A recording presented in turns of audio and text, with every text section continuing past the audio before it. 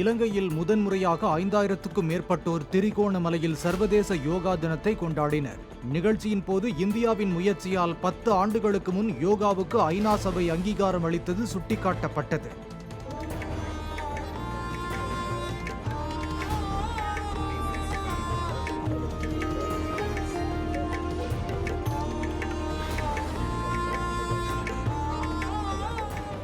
விழாவுக்கான ஏற்பாடுகளை செய்திருந்த கிழக்கு மாகாண ஆளுநர் செந்தில் தொண்டமான் யோகாவின் சிறப்பம்சங்களை எடுத்துரைத்தார். பின்னர் யோகா குரு ஒருவர் ஆசனங்களை செய்து காட்ட அதை அங்கிருந்து 5000 பேர் பின்பற்றி யோகா செய்தனர்.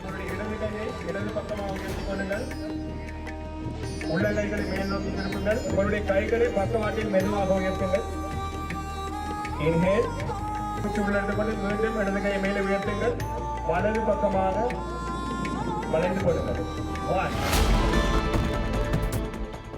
கேலோ இந்தியாவில் தேர்ந்தெடுக்கப்பட்டுள்ள பள்ளி மாணவர்கள் 75 பேருக்கு உடனடியாக விளையாட்டு விடுதிகளை திறந்து பயிற்சிகள் மேற்கொள்ள வசதிகளை ஏற்பாடு செய்ய வேண்டும் என பாஜக தமிழக தலைவர் அண்ணாமலை வலியுறுத்தியுள்ளார். அவர் வெளியிட்டுள்ள பதிவில், பள்ளிகள் திறந்து 2 வாரங்கள் கடந்தும் எந்த அறிவிப்பும் வராததால் பள்ளிக்கு செல்லவும் பயிற்சிகள் மேற்கொள்ளவும் முடியாமல் அந்த மாணவர்கள் வீட்டில் அடைந்து கிடப்பதாக கூறியுள்ளார்.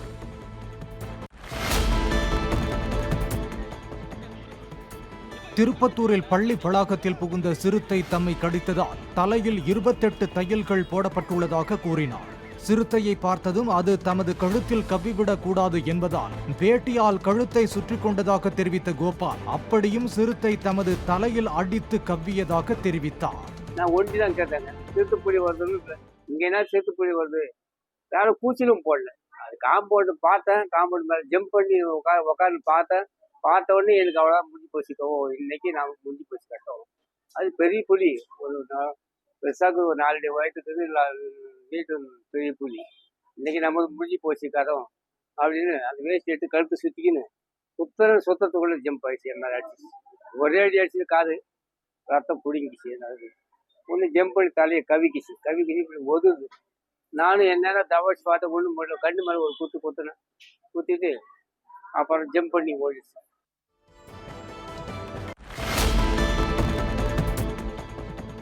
வார விடுமுறை மற்றும் பக்ரீத் பண்டிகையை முன்னிட்டு ஏராளமானோர் சொந்த ஊர்களுக்கு புறப்பட்டு சென்றதால் கிளாம்பாக்கம் பேருந்து நிலையத்தில் பயணிகள் கூட்டம் அலைமோதியது. திருச்சி, மதுரை, நெல்லை, கன்னியாகுமரி உள்ளிட்ட இடங்களுக்கு புறப்பட்டு சென்ற பேருந்துகளில் இருக்கைகள் அனைத்தும் நிரம்பி காணப்பட்டன.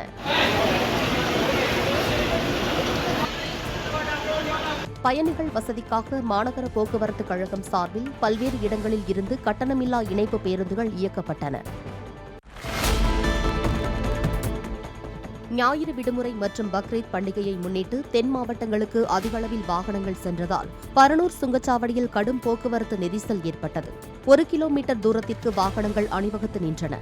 பரனூர் சுங்கச்சாவடி அருகே ஏராளமானோர் பேருந்துகளுக்காக காத்திருந்தனர்.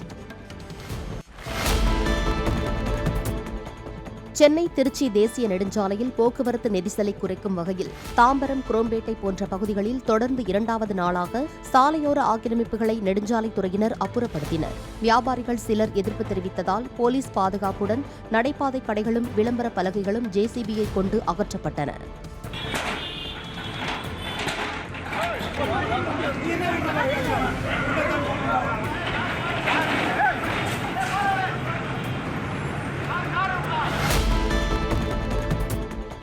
தமிழக காவல்துறை சார்பில் செங்கல்பட்டு அடுத்த ஒத்திவாக்கத்தில் நடைபெறும் தேசிய அளவிலான மகளிர் சிறப்பு துப்பாக்கிச் சுடுதல் போட்டியின் தொடக்க விழா சென்னை எழும்பூர் ராஜரத்தின மைதானத்தில் நடைபெற்றது. இதில் பங்கேற்ற டிஜிபி சங்கர் ஜிவால், வரும் 20ஆம் தேதி வரை நடைபெறவுள்ள இந்த போட்டியில் தமிழ்நாடு, கேரளா உட்பட பல்வேறு மாநிலங்களைச் சேர்ந்த 454 பெண் போலீசார் பங்கேற்பதாக குறிப்பிட்டார்.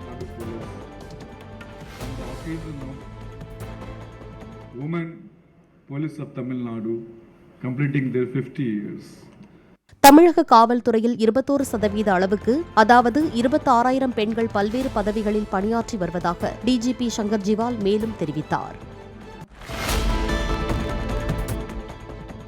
தூத்துக்குடி மீன்பிடி துறைமுகத்தில் நேற்று ஒரே நாளில் 2 கோடி ரூபாய் அளவுக்கு வர்த்தகம் நடைபெற்றதாக மீனவர்கள் தெரிவித்தனர்.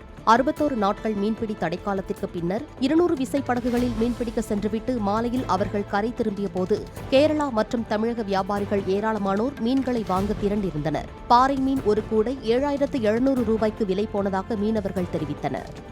61 நாள் கல் போகாம இருந்தோம். இன்னும் நாங்கள் போயிருக்கோம். மீன் பாடு பரவாயில்ல. முண்டாண்டு பாறை சீலா எல்லாம் தட்டி இருக்கு. வேலை வியாபாரம் நிறைய வந்திருக்காங்க. மீன் ரேட் நிறைய போகும். முதல் நாள் ரேட் நல்லா போறதுக்கு வாய்ப்பு இருக்கு. ராமநாதபுரம் மாவட்டம் கமுதி புனித அந்தோனியார் ஆலயத்தின் தேர்பவனி 2ஆம் நாள் நிகழ்வு கோலாகலமாக நடைபெற்றது. வான வேடிக்கை, மேளதாள இசையோடு நகரின் முக்கிய வீதிகள் வழியே சென்ற தேர்பவனியில் சுற்றுவட்டார பகுதிகளைச் சேர்ந்த ஏராளமானோர் கலந்து கொண்டனர்.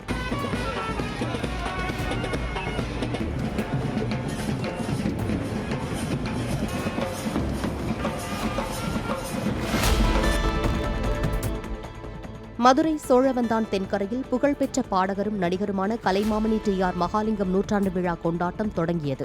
ஒய்ஜி மகேந்திரன் நாடகக் குழுவினர் நடத்திய நாடகத்தை நடிகர்கள் நாசர், செந்தில், இயக்குநர் சந்தான பாரதி மற்றும் சுற்றுவட்டார பகுதிகளைச் சேர்ந்த மக்கள் கண்டு ரசித்தனர்.